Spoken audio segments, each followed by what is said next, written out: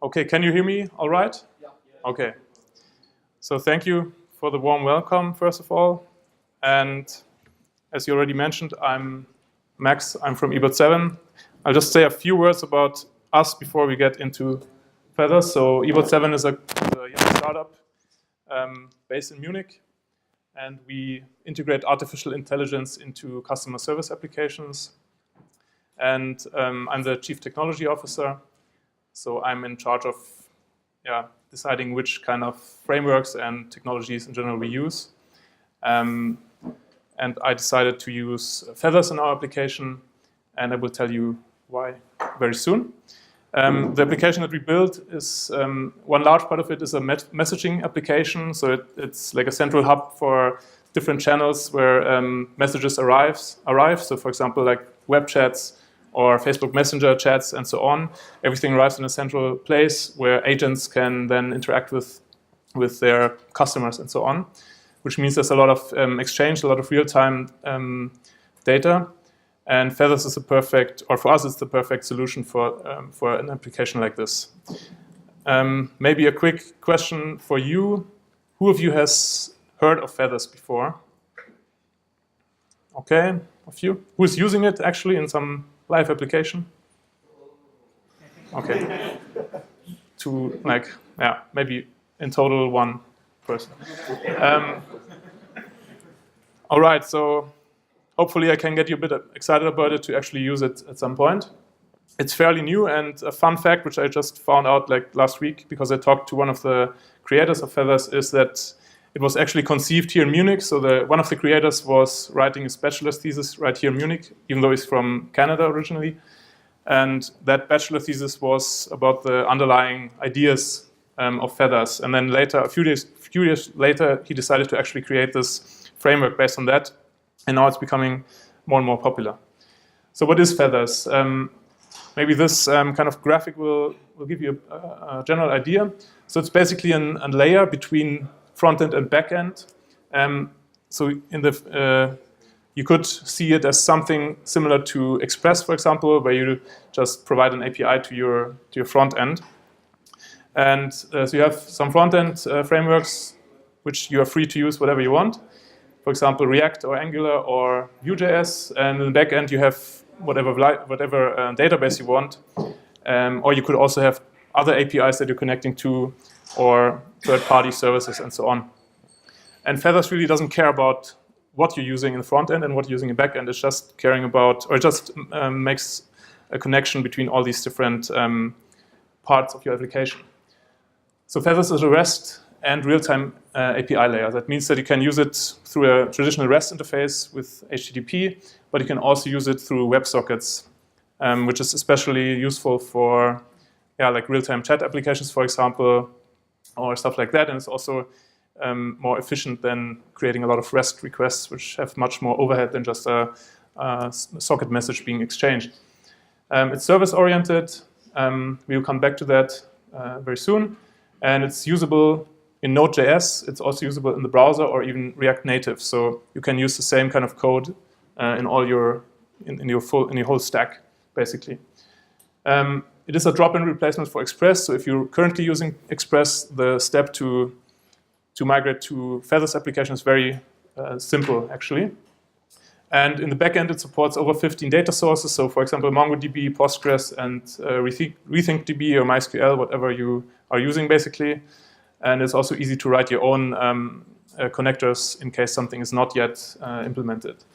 And then there are a lot of flexible plugins that you can use for authentication, for sending SMS or for sending emails and so on. There's a lot of stuff out there already. The ecosystem is quite vast so far. A few more general things about the project itself.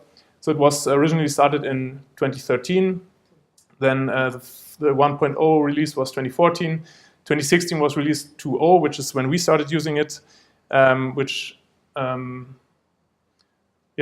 that point it was actually very usable already, and now they're just improving it more and more. Right now it's at version 3.1.4, and as you can see, there are like 23,000 downloads per month, which is not bad. I mean, it's like, I think Express has 1,000-fold of that, but it's still not bad. It has a very active Slack channel, and they're in general very responsive to any issues that we might have. So it's very nice to, if you do find some issues or if you have general questions about it, you can always get someone who knows this stuff. All right. So let's talk about services. In Feathers, everything you provide to your clients is a service, which means that it's always very, like every service call is similar. So you don't have to, so it's all very, like streamlined. And a service offers an interface to talk to a backend, and the client can call the usual CRUD methods they want, so delete, update, create, and so on. And each service can talk to some backends. They can all talk to the same backend, but they can also talk to different backends if that makes sense in your application. So you might be reading from a database or writing to a database, or you might be interacting with the file system, or calling other services like external APIs. For example, if you're connecting to Facebook Messenger or something like that. For the client, this is completely transparent. So the client doesn't really have to care about which service is in the background. Actually, they just have to call your service methods. Let's look at how a service method could be implemented. So the main methods you have to implement is find, get, create, update, patch, and remove. So basically the standard CRUD stack that you need, and basically the code in there is all that's needed to get an application up and running. It's kind of similar to Express, if you have experience with that, that you just create this kind of route here, in this case the to-dos. So calling app use to-dos would then create a route that you can call through HTTP, for example. But you don't have to worry about all the low-level boilerplate stuff that you have to in Express. It just offers it creates all the routes automatically that you need. So we're going to see that later. The power of services is that it's very flexible. So you can start out, if you start on a new project, you can start out with a few simple services, all in one monolithic application. And then as you grow and grow and the application gets more complicated, then usually it starts to get kind of tricky, because you lose that simple structure. And then in Feathers, it's very easy to go in at that point and then to split it up into different microservices. So you might say, okay, these three services are really huge, and we're just going to split them up and put them in their separate applications, which can also be written in Feathers, but then they don't have to be part of your main application. And then the monolith becomes an organization of microservices at that point. So this scales very well as your application grows more complex, and also scales with the increased performance that you're going to need if your application grows. So the second thing in Feathers that's very central here is called hooks. So each service can have different hooks for each method that can be called. So those are basically just methods that are called before or after any operation is performed on your backend. So in this example here, we have a MongoDB backend, and if you look at the first method, the find up there, you see first the hook is logged in is executed, which checks if the user is logged in, of course, and then it's also checking if the user is an admin. And if one of those fails, then you could return an error to the user that they are not authenticated or authorized to do what they're trying to do, which is find all users, for example. And only if it does succeed, then the actual request is done and sent to the database. And after that is done, then the after hooks are called. So you might, for example, want to remove passwords from the results, that the users don't see the passwords. Even if they're hashed, you usually don't want to provide that to the clients. And if you look at the last method, the create, there's also a nice example. So if you create a new user, for example, you might want to validate all their data, and then you want to, of course, hash the password. So you don't want to save it in plain text usually, or ever. And then after that is done, the record is actually saved in the database, and afterwards again remove password is called, and then in this case you might also, for example, send a verification email or some kind of confirmation email to the client or through the user. So that is a very flexible architecture. And in each hook, you have a context of different information about your request. So you might have general information like the path, method, and ID of the request. And most importantly, I think the two last bullet points here are the data, which is data received from the client, which you usually want to verify or maybe add additional data to it. And then the result, which is what you get back from your database request. So if you call create, for example, then the created record in the database is returned as result. And then you can do stuff with it and then return it to the user. Simple implementation would be, for example, for our to-dos service here, we want to add a before hook. And you can see, so the before create hook is defined by just providing a function which gets the context as argument. And then in the context, you see that we are setting created at field in the data. So that gives you an automatic timestamp for your data. And doing it in a hook like this saves you from defining this kind of logic in your database. You could also do that, of course, and sometimes it makes sense. But if you do it this way, then you're kind of independent of what backend you use. So if you switch to a different database, for example, you don't have to figure out, which kind of timestamp function do you have to call in this other database. This is already your feathers logic, and it doesn't change depending on what backend you use. So it's trivial to change from MongoDB to some other database that you might want to use. So that is very useful. The last thing about services is that each change to some record in the database results in an event being emitted. So each service is actually an event emitter also that fires when something is changed, so something is created, updated, or removed.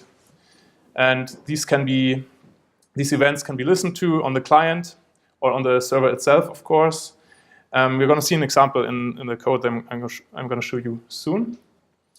And so I'm going to switch to an application here that I've prepared. So we're going to just set up a very, very simple feathers project. So you see how it works and how easy it is to work with it. So let's hope everything goes right here. So basically the structure of my application is we have a source folder that just has an index.js. That's the server code, which is completely empty right now. And we have also some client code, which is just an HTML file with some embedded JavaScript in that. But we're going to start with the source here. And as you can see, this is completely empty now. So we are going to require our feathers first. And then to create our first app, we just run app is feathers. So if I didn't mistype, we should get no errors. Yeah. Down there, you can see the logs of the server output, actually. So let's define our first very simple service. And let's call it messages, because, at eBot 7, we build messaging applications. So that's what we usually want to do. So as you saw before, we use app.use to define the service. And then we just pass an object which defines our service methods. So for this simple service, I just want to define some static get function so that when I call get on this endpoint, I just get some information back. So for example, I might want to get a simple object that just returns the ID that I requested. So if I request ID 5, then it will return 5, and some text. So for example, let's say we want to return I am message number ID. So 5 in my example. Latest JavaScript. Yeah, it's if you're using an up-to-date Node version, this should be fine. If not, each service method should return a promise. So if you use async await, then you can use it like I'm using it here, which automatically is handled like a promise. But you could also do it like this and then return it like that. Async is cooler. But async is much cooler, yes. So now this is my first server. It's pretty easy, but also pretty useless. But we want to actually test it out. So I can actually call, I mean, this is all server-side code, right? But you can call your messages service just as the client would, which we're going to do to test this. So let's call get. Which ID should we take? 7? 69, okay. Then, so this is a promise now. So I can call then and just log this output. And just in case we have some error, we're just gonna error. So let's now watch the logs on the bottom. What I would expect it to return is that we get some kind of an object that has ID 69. And yes, so that's what we get. We get ID 69, I am message number 69. So far, so easy. And that's our first Feather service. By the way, if you have any questions, just scream. I will. So now we want to, I mean, this is now completely inside our server, so no one from the outside world can use this.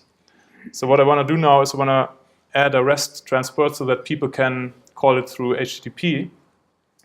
For this, I am going to use some, we basically just use the Feathers Express transport or REST transport that takes care of this. So we don't have to change anything about this method. This is ready to go. We just need to configure REST, configure Express. I'm going to cheat a bit.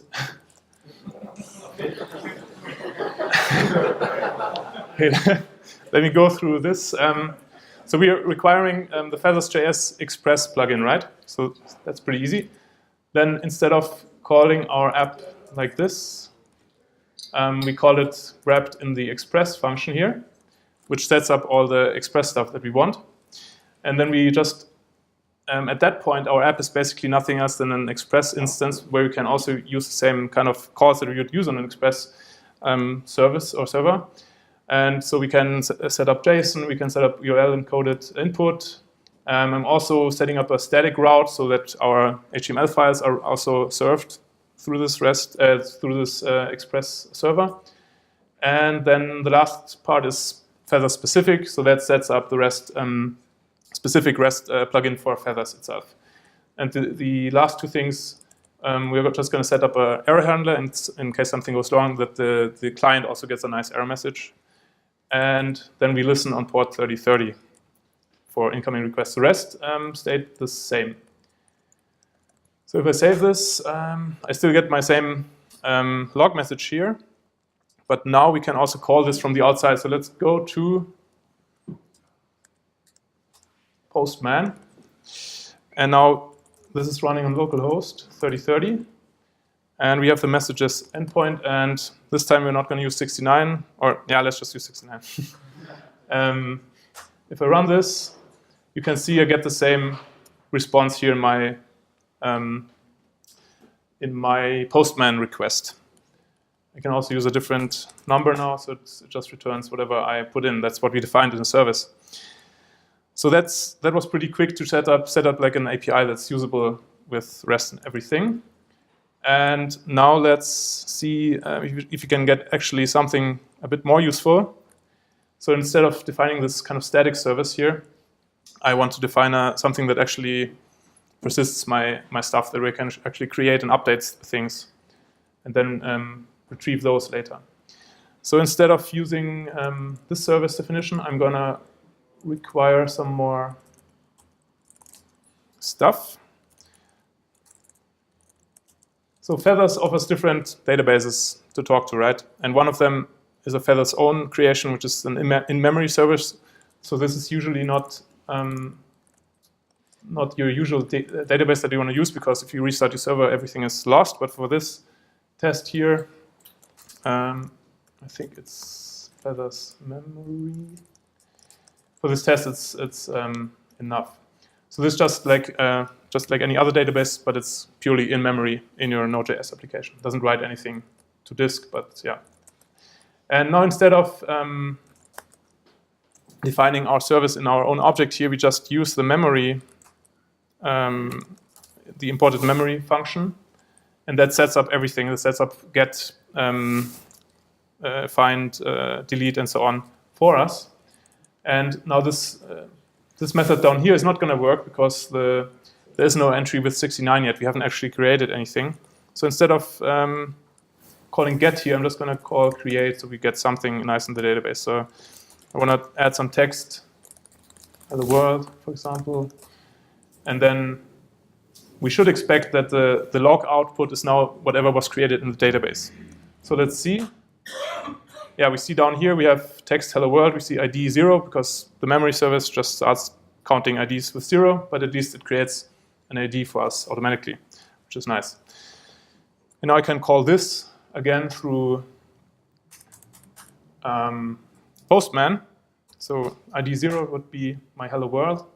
But now I'm also free to call like the parent route, which gives me a list of everything that's in the database, which is still just one, but it's pretty nice that it just works. We can also post to it. So I could create a new entry in the database. So I want to say text blah, blah, blah. And then, okay, this works. Send.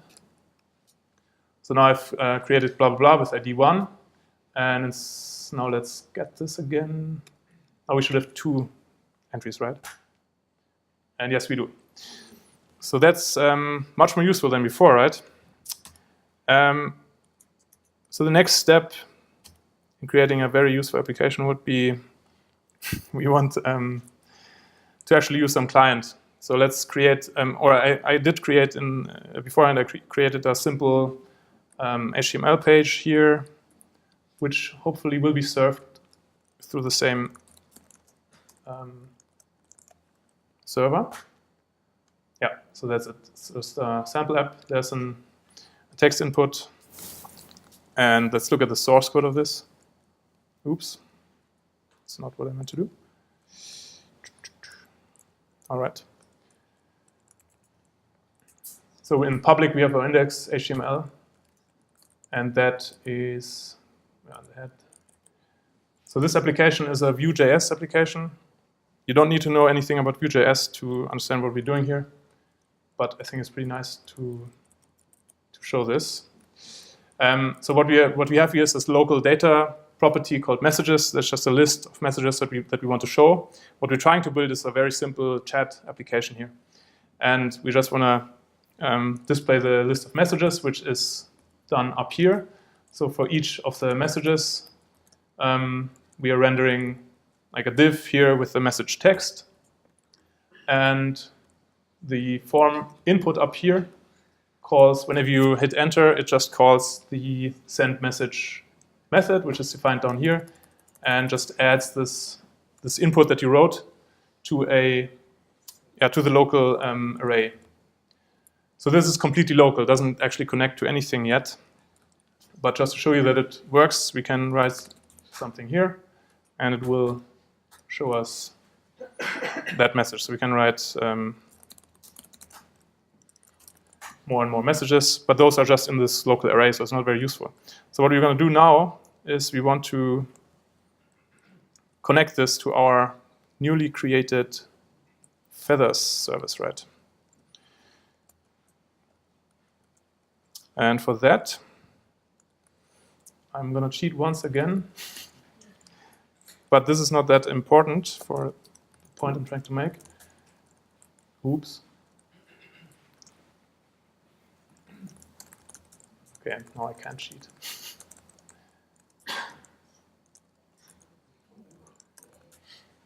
Okay, that's why. Sorry about that. Jesus. Okay. So I just inserted those 4 lines. Inserted those 4 lines, which again sets up our Feathers app. And now what's really interesting here is that that's exactly the same as in the server code, except for the Express part, because we don't want to set up an Express server on our client. But we have the same kind of Feathers application here to use. And now the difference is that we are setting up a WebSocket here. So it's connecting to localhost 3030 again. As transport, it's using purely WebSocket, so we don't get some polling stuff going on here. And then we configure this app with the Socket.io plugin from Feathers. I'm skipping the imports here. It's just up there in the header, but you can figure those out. And Socket is set up right here. So this connects our socket to our app. And now we can use the same kind of methods that we use on the server. So we could use app.service. Wait, let's do this right here. So in send message, let's get rid of this. And now we use app.service and try to create the message in our Feather service here. So we want to call create. And the text should be the target value. So target is our text input, right? And the value is the text of that. Good point. Right, so now this creates the message on our Feather server. But that doesn't actually show anything yet because, right now we're not looking at the messages on the server. So what I want to do also is to set up some kind of listeners that listens for new messages on the server. So if something is created, then we actually display it here on the client. So we set up, so this is view specific. So this means that when the application is initialized or mounted to the DOM, the code, code here is executed. And now what I mentioned earlier were these service events. So the service event that we're looking for is created, right? And now we can define our own function that takes the created message and does something with it. And what do we want to do? We want to push it to our messages array, right? So far, so good. So this should, if I didn't miss anything, should give us what we want. So let's see. Let me refresh this. So right now it's showing nothing because I'm only listening to new messages, right? So if I write something, hello, not, of course not. Let's see. Why? The listener, the input element, just put it in the messages array. Isn't that a different kind of data? It's an object which has a text field, so that should be fine. Debugging during a live talk is a lot of fun, but sorry? You can cheat again. I don't know if I can cheat here. So this is how you debug Feathers, console log, you know. But you can use the view debugging features also. Yeah, that's also true. So let's actually let's look at the socket. This is much more interesting. So in the Chrome DevTools, you actually can inspect the socket directly. Okay, that's a problem. Did you set up the WebSocket on the server side? That's it. Thanks. Very good. How could I forget? Okay. So, yeah, pretty easy. Just import some more stuff. By the way, I'm not using import syntax because that's actually not supported by Node.js yet. Which one? You can do Babel. Yeah, we can do Babel to translate it for us or transpile it for us, but I didn't want to do that today. But in our production application, we do that because it's much more fun. Socket.io, right? Should do it. And now we want to configure our app again with Socket.io. And the last thing, I don't think I should talk too much about it because it's kind of a more advanced topic and we don't have that much time, is that I want to open a channel that actually allows the clients to receive these events, because otherwise by default it gets blocked, so not everyone can just read what you're doing. Anonymous, yeah, so it looks fine. And so don't worry about this stuff yet. app.channel. That just means that we're opening a normal channel, and everything that comes in, we're publishing to that channel. So, and every client we get, every connection we get is connected to that anonymous channel. That helps us publish everything so we can actually receive it on the client. So now let's hope that this works.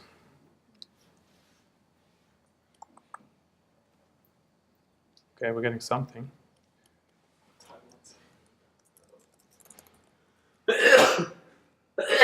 Okay, hello.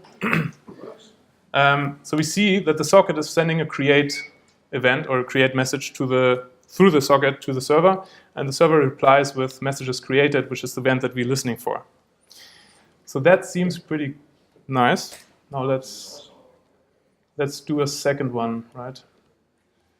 Now this is our second chat client connecting to our awesome app, and we say, hey there.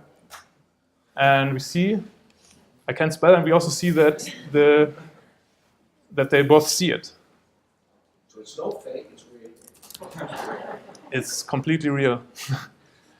Yeah, and that's what we did. So we spent very little time, and now we have a working chat application with real-time events, which is very fast way to get there. And as you see, now we also, at the same time, we have a REST API, which can also get these messages. So if you want some third-party service connected to this, then we also see that these messages are here now. And now we could actually replace our memory service by MongoDB, and then we have a real app. So this is pretty cool. And that's all about this application I want to show you. And the last few words, if you want to get started on Feathers, they have very awesome documentation. It's very readable. Just go to docs.feathersjs.com, and then there's also a nice all their ecosystem, their own services or own plugins, and also third-party plugins on GitHub. Awesome Feathers.js. I'm just going to show you a quick preview of what that looks like.